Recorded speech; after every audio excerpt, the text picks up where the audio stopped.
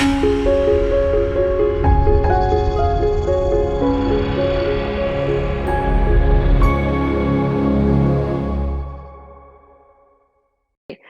a moment, we are going to start, and I'm going to have you start lying down, but if you're just coming in now, just have some basically nice soft things around you so that when you're lying down, if you need to have something under your head, like here I have an official yoga blanket, but here I have two folded beach towels actually.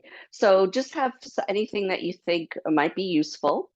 Anything at home is a perfect substitute for anything we use officially. And I'm going to stay sitting up because it'll project my voice a little better because with allergy season, my voice is a little off. So come to lying down comfortably on your mat. And if you need to have a blanket or towel or a pillow under your head, place it under your head. And if it's very uncomfortable for you to have your legs out straight, bend your knees right away, place your feet on your mat. If you have a few towels or blankets that you want to tuck under your knees, you can do that. However, if you can, just for a few moments, come to lying on your mat with your arms by your side, with the palms up, your head comfortable, and your legs long. You could do a little study of what your body is right now. And at the end of the class, you could see if anything we did made some change, hopefully for the better. So for example, you might notice that you feel a lot of weight on your shoulder blades, and don't try and change anything or shift to correct. It's not a correcting thing. It's an observing thing to dive into our body as we do in yoga with our body, mind, body awareness. And so you want to see if that your shoulders are comfortable. Just notice that. Take a small turn of your head to one side and come back through center and do that again. You could do it again if you like. And just notice if you felt any restrictions in your neck turns. Just check that box. Notice if most of the weight, as I said, is on your shoulder blades, or if you feel that in between your shoulder blades, like where the bra strap would be, the rib wall, notice if that area is down. If you're uncomfortable with your legs straight, it's very likely that your low back curve is a little extra curvy, and that might cause some discomfort. So notice that. Notice if your low back curve is very large or if it's very subtle. If the curve is so big, it comes up into your chest. If that area of the back is lifted, maybe we can improve that a little bit. And then if your legs are still straight, they don't have to be. Notice how your pelvis meets the mat. Notice if you feel even on both sides. If you feel more weight on your tail, which is at the bottom of the sacrum, which is the bone in between the two hip bones. So the center of the back of the hips, the flatter part there is, that could be down, or the tail, which is the lower part, could be a little bit more down. And I'm sorry about the psychedelic lighting. One of my lights has been being a little frisky. Maybe it still thinks it's April Fool's. So notice whatever you notice, and then just come to the most comfortable position on your mat that you can, lying down, and just take a few moments to dive into your awareness. So we had body, mind awareness. Now we could do breath awareness, and just let your awareness travel on your breath as if it were a gentle breeze.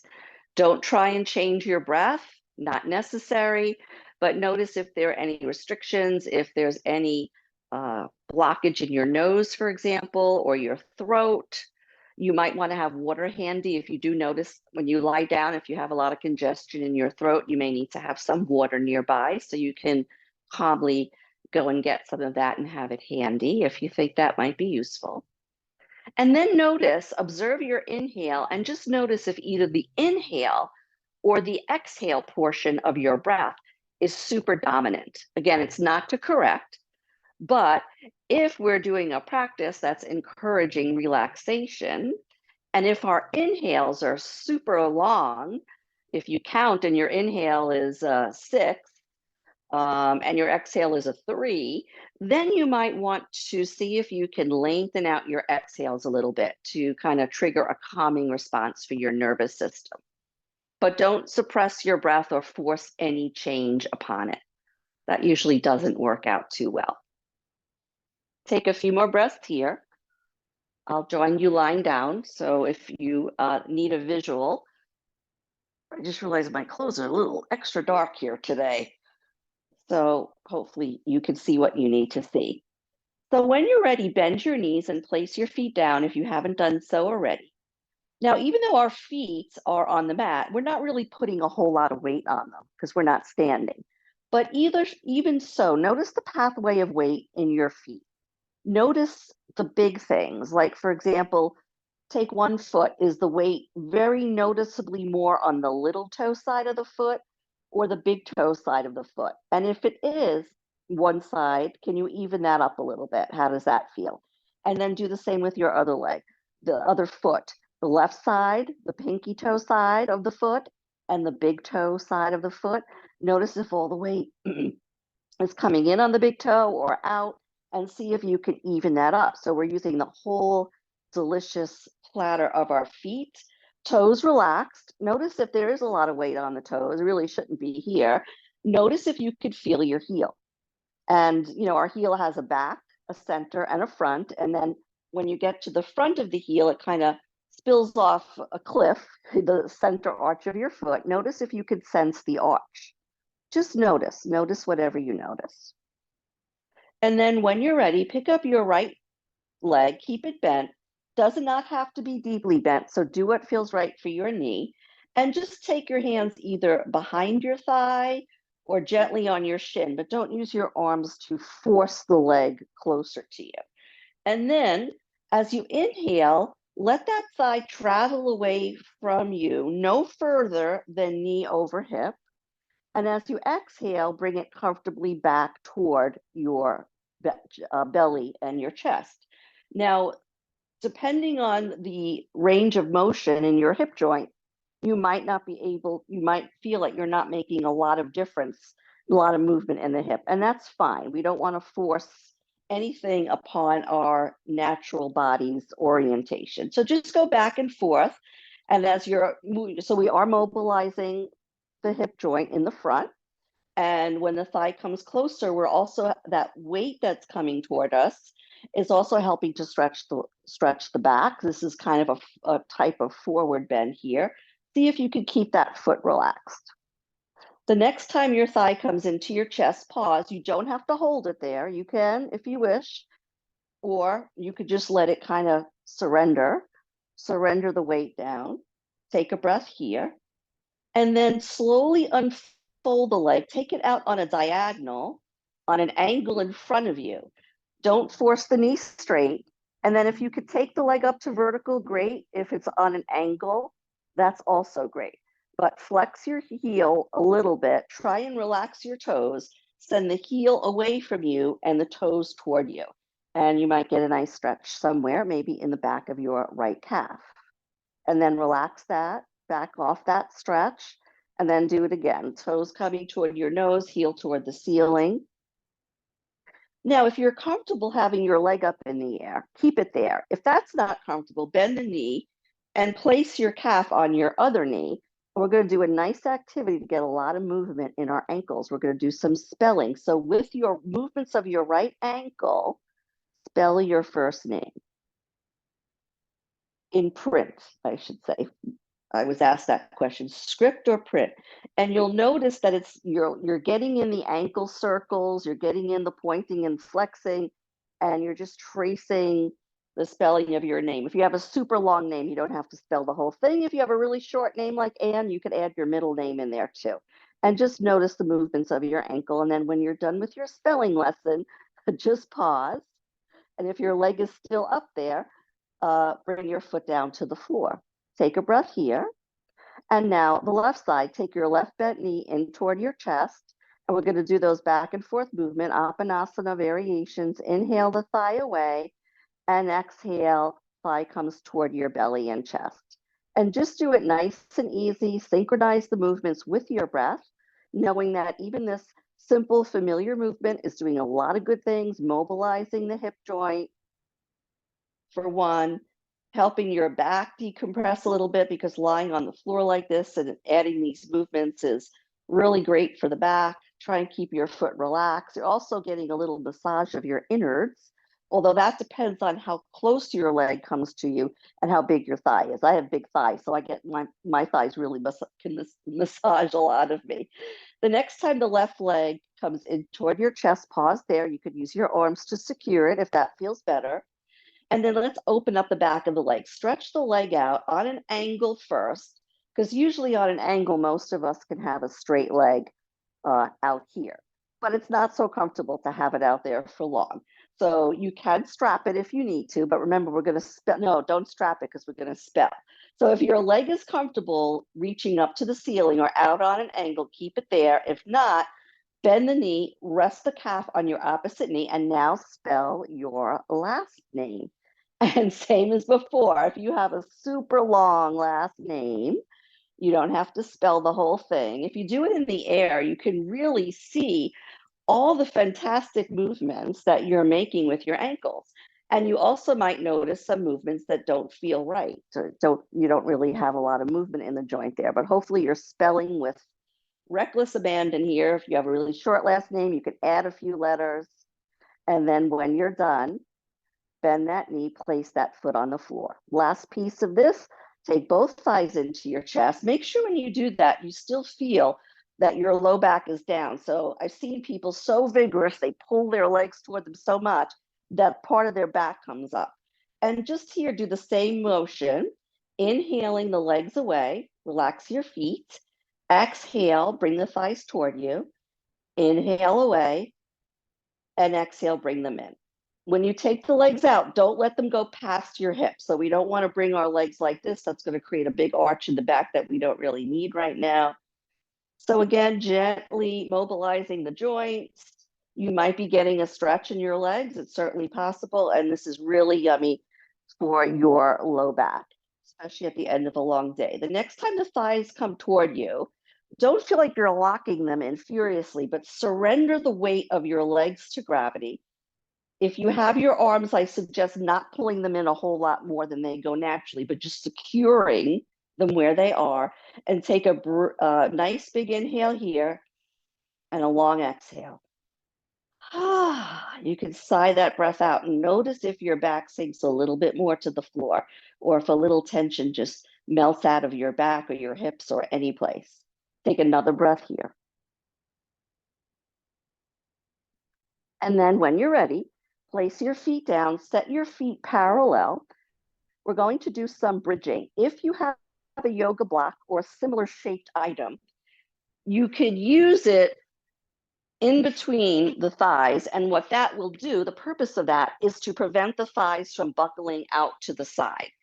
So you can also do it with a lightweight book, but it has to be lightweight. These handy Expanse books can also work, although that's a little narrow. But we want to make sure, we want to try and have our knees and our ankles the same distance apart. So get the legs set up, add a prop if you wish, and now bend your elbows at right angles, called as robot arms, and snuggle your upper arm bones down. Notice how that gives you a little more spaciousness. I said the Expanse, those books. I actually haven't read them. They're my husband's books, but you might notice an expanse in your upper chest when you plug your upper arms down. Energize your fingers so your hands aren't sagging. Your wrists are straight and the fingernails are pointing straight up.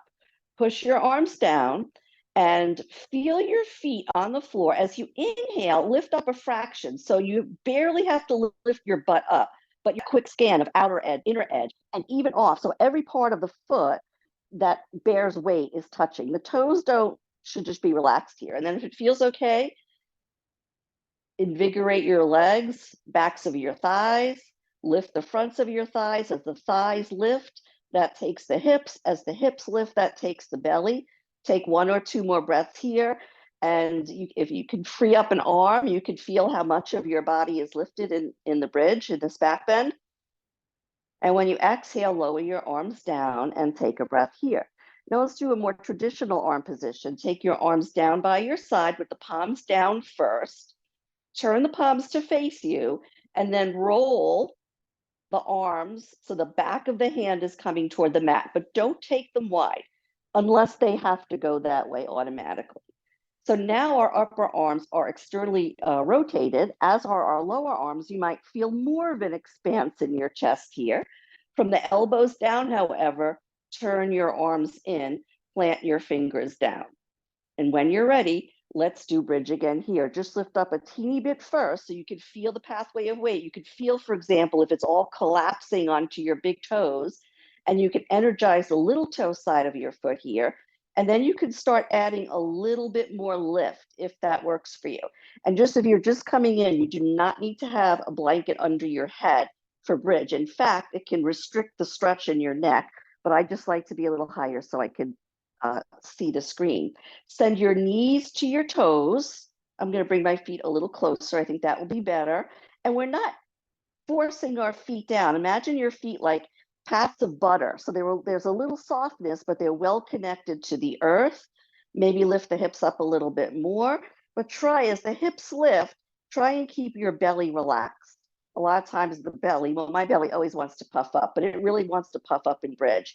And then tap the lower part of your tush and see if you can invigorate that area a little bit. You see, I go right back to robot arms because I like that. And then when you're ready, come on down. Good. Now, if you'd like to do one more bridge, that's fine. If you'd like to rest, just take your feet wide and bring your inner knees together. And you choose your arm position, whatever you like that.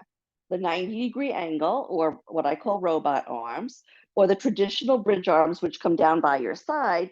And some of you may also do, what you may also do is when you come up in bridge, you may want to take your arms underneath you. If that's in your practice, you're welcome to do that. And then again, when you're ready, plant your feet down, make sure the whole foot is involved here. Relax your toes, energize the backs of your legs. I like to imagine my calves softening because I tend to have tight calves. So see if that works for you. Imagine your calves like melting ice cream down toward your ankles to kind of help your heels to stay steady. Keep the neck nice and long. Don't tilt your head back.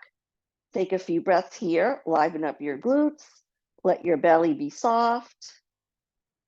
Take one more breath here, knees going toward your toes, and then slowly come down. Take your feet a little wide and rest your knees together. If you had a prop to keep your legs parallel, take that prop out of the way. And the last movement we're going to do here in this orientation, lying down, is a twist. So with the feet wide, take the knees wide, and very slowly, promise that you're going to go slow. Take your knees a little bit to the side. So don't start with your biggest movement. You never know. I had a hip injury back in July and it's still bothering me. And it was very uncomfortable for that leg to go out. So go nice and slow. And then you can start making the dips of the legs a little bigger if that feels right for you. It might be uneven. One side may go very far and the other one might. So notice that. And the next time your knees come to the right, if it works for you, surrender your legs down. Let your legs go. And then if you feel that a lot of your back is lifted, kind of scooch, the official yoga term, scooch your ribcage a little over toward the right. And then if you like, turn your head to the left, take your arms lower than your shoulders with the palms up. And breathe here. Breathe into the expanse of your upper chest without force, just a natural, delicious breath. And even though you're lying on your back, breathe into your upper back. You might not feel the movement of the breath in the back because you're lying on it, but breathe into your back lungs. One more breath here, and then roll your feet back. Notice how we're rolling over our feet. This is a nice little foot massage. I'm just shifting because I'm a little too close to the wall here. And then when you're ready, take the other side. And remember, if when you do the other side, like my knees are going to the left now, and I couldn't do this because my left leg couldn't open like this because of the injury. So feel free just to do one side if you need to. And then if you feel that the opposite side of your back, a lot of that is up, you could scooch your ribs a little over to the left, take your arms out, and then you could turn your gaze away from your bent knees. Relax your feet. Notice if your feet are tense, if your toes are gripping the air. Take a breath into the upper chest.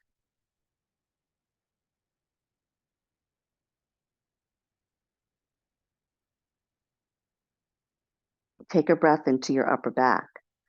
If you noticed in the beginning of class that your inhale was really dominated, just notice if your exhale is starting to catch up and maybe even surpass your inhaling. One more breath. And then breathe your knees back together and pause. If you like, before you roll over to your side, if you want to give yourself one more hug, feel free to do that. And then ease your way over to your favorite side. Take the top arm down, push that hand down, and use that to help initiate the lift. And then come to the comfortable seat of your choice. Does not have to be cross-legged. Make sure you're super comfortable. And if you need a blanket or towel under your hips to be more comfortable, take that prop underneath there.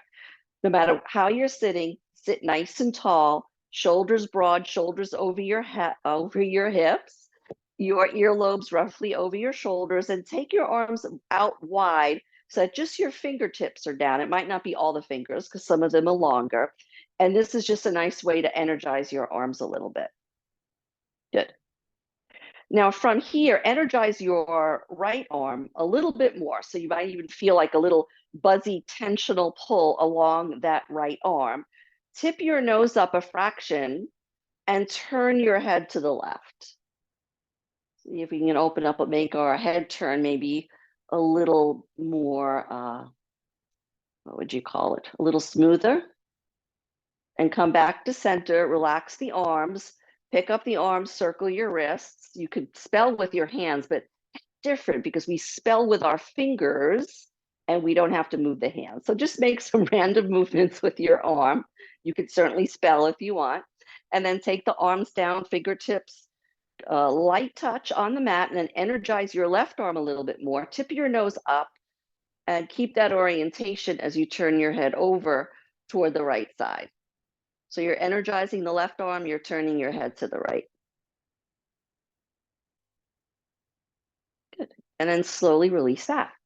Now come to all fours or quadruped pose. If you need padding under your knees, your towels or blanket will come in handy. And then begin doing a cat-cow. So the traditional cat-cow is arching the spine. You've probably done this a million times, unless you're new to yoga, and then maybe you haven't done it a million times. And exhale, you draw your forehead to your pubic bone. It's a great stretch, and we're alternating a back bend and a forward bend, which is also good. But as I mentioned before, and just in case someone's here who hasn't heard it, if you have osteopenia or especially osteoporosis in your spine, it's contraindicated to do these big rounding actions that pull the front of the spinal bones, the vertebrae, toward each other. So in that case, you can use 2 blocks to elevate your hands or 2 expanse books. The inhale is the same. We're still doing the gentle back bend, but as you exhale, instead of rounding your spine, it's a cat. Lengthen your spine by lengthening your arms and sliding your hips back toward your heels. And if your low back collapses, I think you could see that. That looks like a hammock there. Don't let your low back collapse. You want to keep your low back a little lively. If you don't have a prop, you could just do your fingertips. So again, inhale the back bend. You can exhale, walk your little suction cup fingertips forward and drag your hips back. And obviously how much your knees can bend is going to affect this movement. You don't have to bring them back far. And you can alternate the cat-cow variations. You can do a little bit of both, which is also nice. Good. And then the next time you take your forward bend, come back to neutral spine, and then let's just relax the back in child's pose. So draw the knees together, draw the feet together, take the knees wide, slide your hips comfortably back. You can take some pillows in between the backs of your thighs and your calves and slide back down. And you could take some blankets or some handy paperback books and rest your head on that. Ooh, you know, it's not bad with the paperback book, actually, because it gives a little pressure to the space between the eyebrows, which I find when I have allergies, I guess there's sinuses up there. You could get a little free massage of your sinus if you slowly rock your head back and forth on a yoga block or a paperback book. Hardcover book might be a little tough here. Take one more breath here or two. And when you're ready, come back to tabletop position. Let's open up the backs of the legs here. Tuck the right toes deeply under. So you want to really open up the sole of your foot and draw your heel back. You don't, again, have to have a straight leg. And then do the other side. Untuck, tuck the toes deeply. Get a nice stretch in the sole of your foot. And you can do that again. You could do that a couple of times, alternating legs. Alternatively, if you'd like to come into down dog, you can certainly do that. Maybe not with glasses on, because mine will fall off. So there you would take your hands a little further forward. Make sure your pointer fingers are anchored down. Take your time. Tuck the toes again. Get a good tuck. Push your heels back, even with your knees still kind of down, and then lift up and unfold into Adho Mukha Svanasana, and make sure your head is not up here. Let the weight of your head surrender down. Let the weight of your heels surrender down. And if you're in downward dog, take your feet about one of your foot length forward and bend your knees. And you might notice that your heels might come closer to the ground. You don't get any prize for that, but it might just feel nice. We're not trying to force anything, but most of us, our heels don't touch in down dog and they're just up there. And this is nice and relaxing for the foot. And then take one more little step forward. So you have a really short dog. It's a little dog. It's a dachshund. And see if you can let your heels relax and drip down toward the floor. And then walk your feet back. And when you're ready, drop down to your knees and stretch the right leg back. And stretch the left leg back. And then if you want to add a little balance challenge, you may not want to, but you could take your right leg back and you could reach your left arm forward and take a few breaths here. Make sure you keep the back of the neck nice and long. And then switch, left leg, right arm. If you have a really great balance, you can also do this with the leg lifted, like so.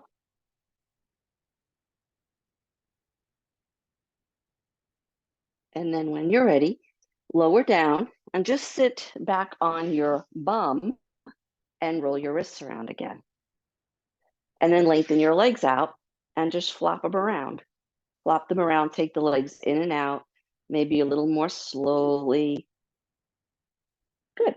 So from here, let's come to a supported back bend. So we did some bridging right at the start of the practice. We were lifting up and down. So now we're going to do a supported bridge. So if you have yoga blocks, you can use one. If you use one, it's going to go horizontally under the center back of your hips. Or if you're used to doing it with two, you could take two, so you get a wider surface. And then you would be coming down, lifting up into bridge and taking one block to the two blocks, one on each side, and you draw them toward each other. And if you don't have blocks, you could get a bath towel. This is a beach towel. I'm just going to unfold it to part of the way to show you. So I folded it. I'll take the whole thing apart and I'll disappear like a magic trick. And you can see it's very uneven. So you take it and you fold it into a rectangle. And then I folded it again, ended up with this, and then I folded it again. Now, as you can see, this is not as high as a yoga block. And when we use a blanket to support the hips, the weight of us is going to compress it even more. So if you're using one of your towels, you may want to use two. I have one already folded. They don't really have to be the exact same width because your hips are going to go on the top one. So hopefully that made sense. And then you have the props within reach. Again, you don't need to use anything under your head here. In fact, normally I wouldn't, but I just think it's better for my voice. Now, the downside to the blankets is sometimes when you're getting into place, you could kind of, what would you call it? The blankets maybe roll a little bit. So one blanket is easier. two blankets, you have to really futz. Okay, I'm futzing. There you go. And you're going to place it not under your backside. Some of your backside will probably not be on the props at all, but you want to make sure the bony back of your hips, including that sacrum, which is that triangular bone that's right in between the two hips, is down. And I just have to let you know how this feels for me. The nice thing about doing with the DIY props, blankets, they're a lot softer than blocks. So here, we're using a prop underneath the hips to create the lift. Now, it's not as big a back bend as the one you may have gotten into with the use of your arms, but because we're not using our muscles, we can stay in the pose a little longer, enjoy it, and that helps us to de-stress. So you could stay in the pose longer, take your arms by your side, palms up. If it doesn't feel right, come out of it right away. If you decide you want to be higher, come out of it, grab another prop. So just get it into a situation that you like, and then really let your back soften down and your shoulders soften down. Turn your palms up, relax your feet. Take a few breaths here.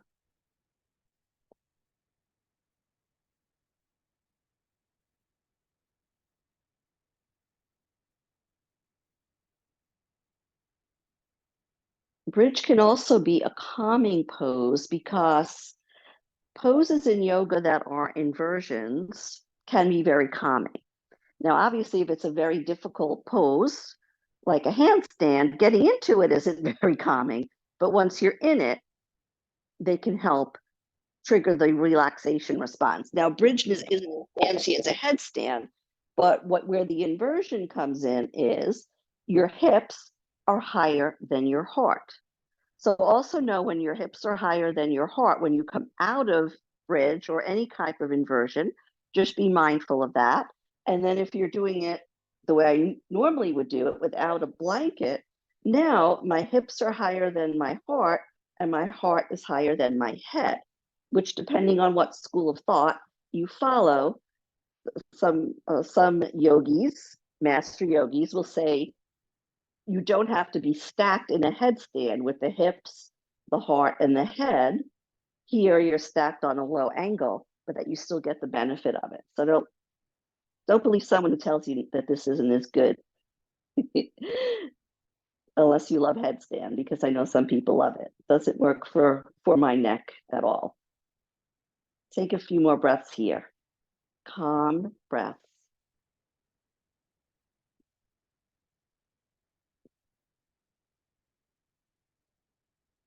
If you wish, you could take your feet a little wider and let your knees rest toward each other.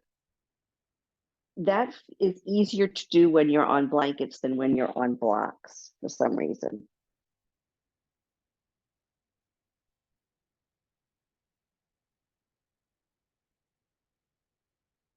Notice your upper back when we do bridge, especially one like this. If we're really in a big bridge and using our arms, our weight's going to be on the very top of the shoulders. But in a supported bridge, that weight is on like the mid back and the upper mid back. So as if you noticed in the beginning of class that you felt your shoulder blades against the floor, but you didn't feel the rib cage in between your shoulder blades, you might feel it now. You might have that rib wall down, nice and relaxed. Take a few more breaths here. Remember, if you don't feel comfortable in the pose, want to come out sooner, definitely do that. You would press your feet down, lift the hips up, take the props out of the way, and then just come to lying down. I'll stay here with you another minute, but remember, you can come out sooner or stay a little longer.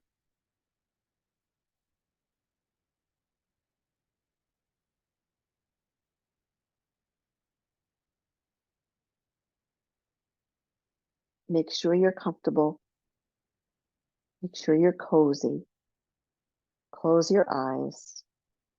Soften your eyelids and allow the pose to do its magic.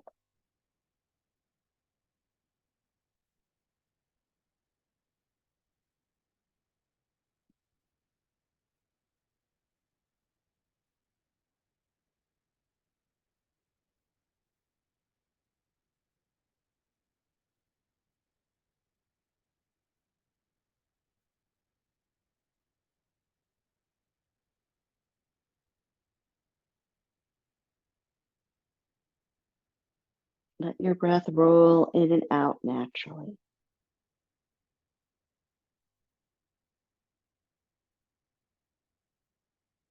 I'm going to start releasing. You don't have to right away, but remember, you press into your feet, you lift the hips up, you slide whatever props you have out of the way, and then you bring your hips down and let your body come back to neutral.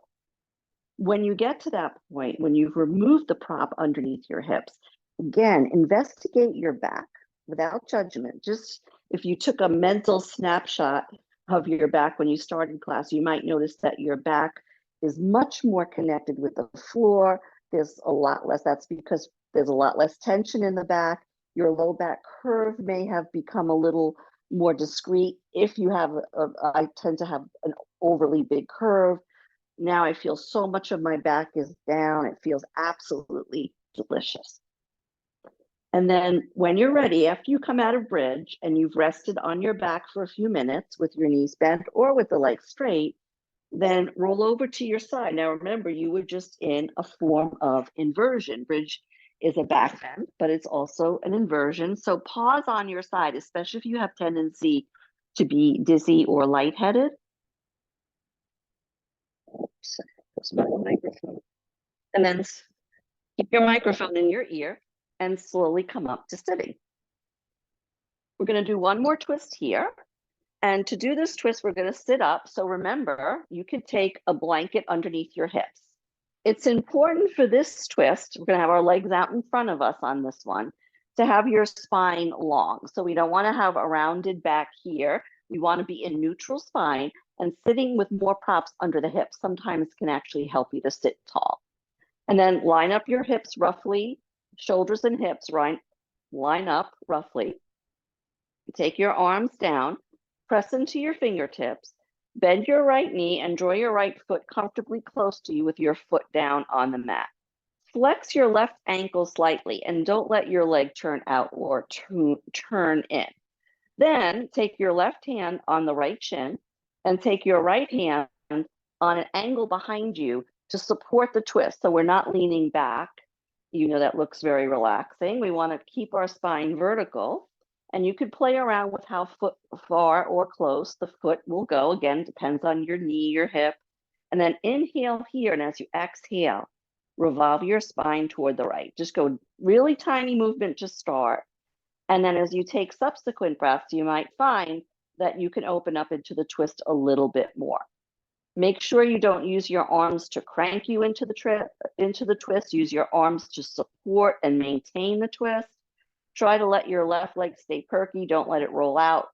So the left leg is still in neutral with the knee pointing up. If your bent leg, in this case, it's the right, but either time, when you have the bent leg, if you can't keep it up, I suggest you move your foot out a little bit rather than just have the knee kind of, the leg hanging out like that. Not that that's bad, it's just, then if your other side doesn't need to do that, you're going to have two different leg positions. So try and keep that other leg bent and just take the foot a little further away.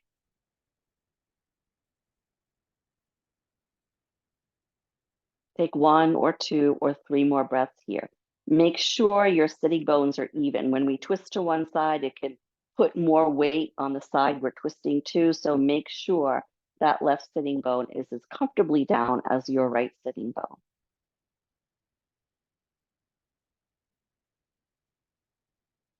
When you're ready, slowly unwind your twist, pause,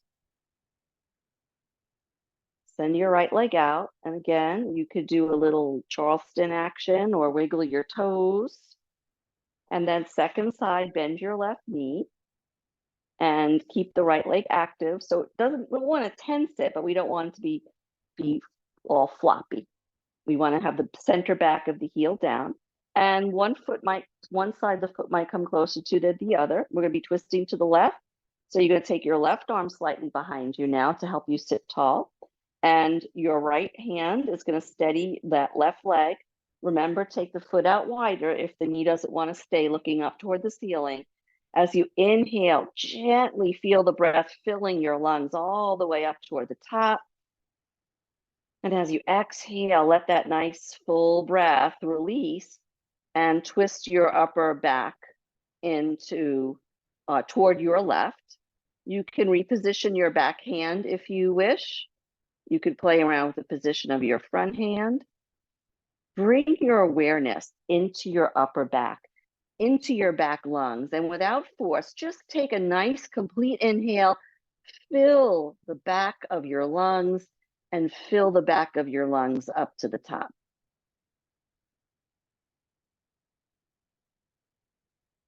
If you're comfortable, take a few more breaths here in the twist. Make sure that, again, your sitting bones are even, that you're not leaning on the side you're twisting to. Both sitting bones down, spine upright. Don't overstay your welcome in this or any pose. If you get tired, or if you really, your spine just feels like it wants to curve, come out sooner rather than later, you can rest in child's pose if you're coming out of the twist sooner.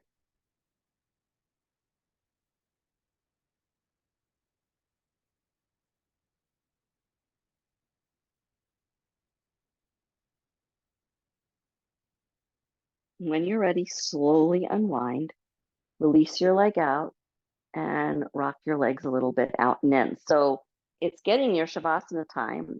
And we've covered a lot of ground. We did back bends, more than one, and we did twists, more than one, and we did some forward bending as well in our cat cow, for instance, and lying on the back. So for Shavasana, make sure you are comfortable, which for you might just be you and your mat, or it might be you, your mat, blankets under your head, an eye pillow, a blanket on top, your dog on top of the blanket, your cat on top of the dog. So just take whatever you need to be comfortable. If you're not comfortable in Shavasana with your legs out straight, my big pile of blankets is too far away, but you could make a big pile of blankets and pillows. Imagine this is a lot bigger, and you can loop your legs over that. I'm not going to be lying down the whole time because I feel very lazy when I do that, when you got it. So, but just get yourself comfortable lying down. And then if there's any other movement you wish to do before Shavasana, maybe you want to draw your legs into your chest again, for example. If Happy Baby is in your practice, with Happy Baby, we take the legs a few inches apart, almost as if the inner thighs, it really depends on your anatomy, but the inner thighs kind of lining up with the sides of your body. And then you bring your knees to a right angle. Not everyone's knees does that. And then you can hold on to whatever you can reach. If you have really short legs and you're limber, you can hold on to your toes. You could also hold on to the back of the calves. I like that one because I have tight calves, so I could use this opportunity to give my calves a little massage. You could hold on behind your thighs, but just go into your joints. Don't go into your knee joints or your ankle joints. And you could be a very quiet baby, or you could rock a little from side to side. Keep your rocking really subtle so that when you go to one side, the other side isn't lifting up in the air. So that's not what we want to do. I mean, you might want to do it, but that might not be so great for your hips, especially if you have issues with the sacrum. And remember, you could also do it with the legs straight. Some people do it with the legs bent like that. Whatever works. Allow yourself to be a baby.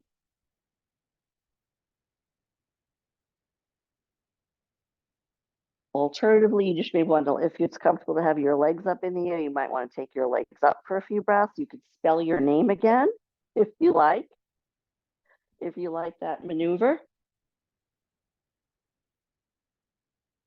I didn't come up with that. I got that from a seminar I took this weekend. Oh, I forget the name of one of the woman who did that. That's going to really bother me.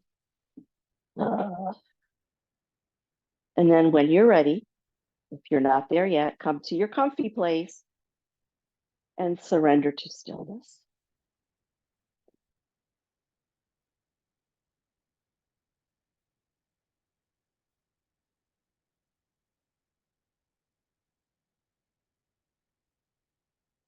Relax your head. You've probably had a busy day.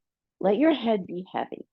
Surrender not only the weight of your skull, but the weight of all your brilliance and all your to-do lists and all the stuff you did and the stuff you didn't get to. Let it go. Let your head be heavy. Soften your jaw, soften your lips, close your eyelids gently.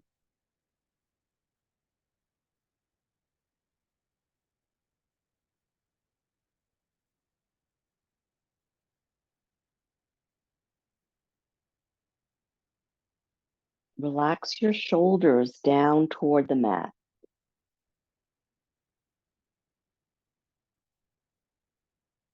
One shoulder might relax more than the other. So soften your right shoulder down and soften your left shoulder down.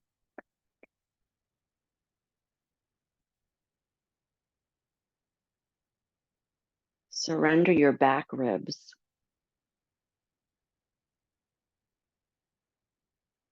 Surrender your mid back, your low back, and surrender the broad bowl of your hips. And invite all the organs that live in your pelvis region to settle down like fruit carefully placed in a very artistic bowl.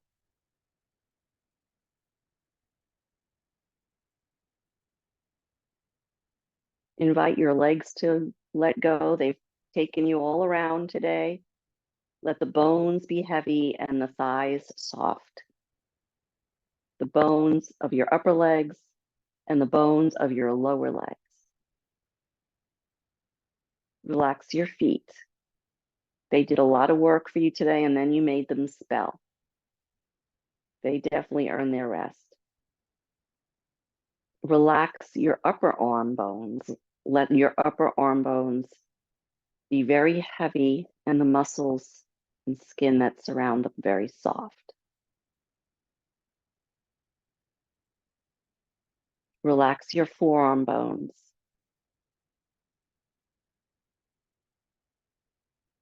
Relax your wrists.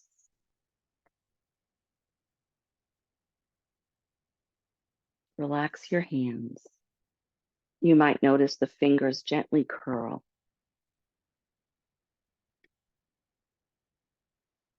Let go wherever you can. And for a few more minutes, give yourself the gift of beautiful stillness lying on your mat.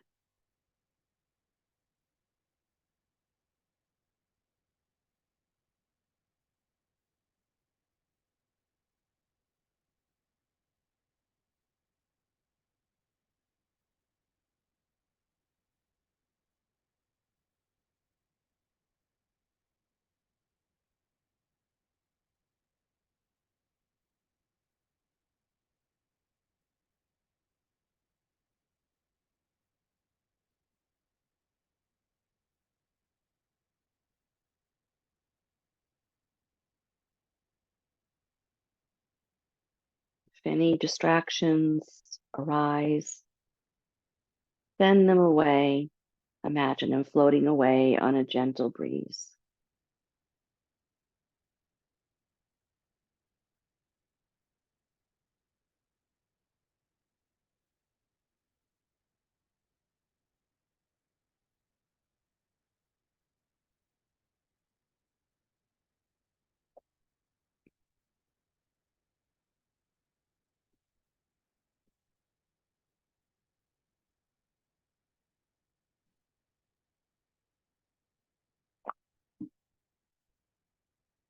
Give yourself the gift of a few more moments here. And of course, since you're doing this at home, feel free to keep the Shavasana going beyond the length of the practice itself.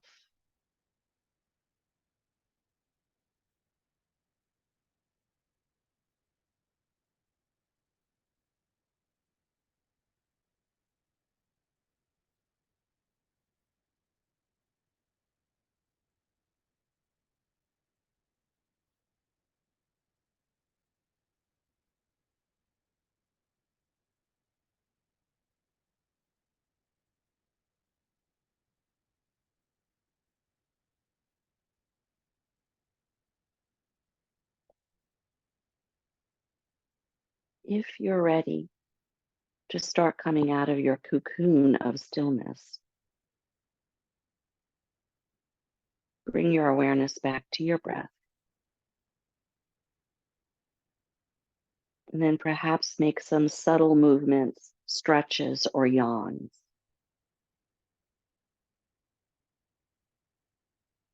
If you'd like to return to a seated position at the end of your practice, bend your knees, place your feet on the floor. Ease your way over to your side. Pause there so you don't come up between the orientation of lying down and sitting up too quickly.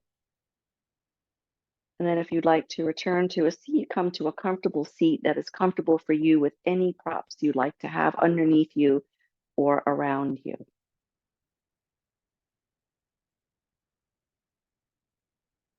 Join your palms together, finger to finger, and draw your hands to your heart. Tip your heart up slightly and bow your head slightly down, connecting your heart, your hands, and your head.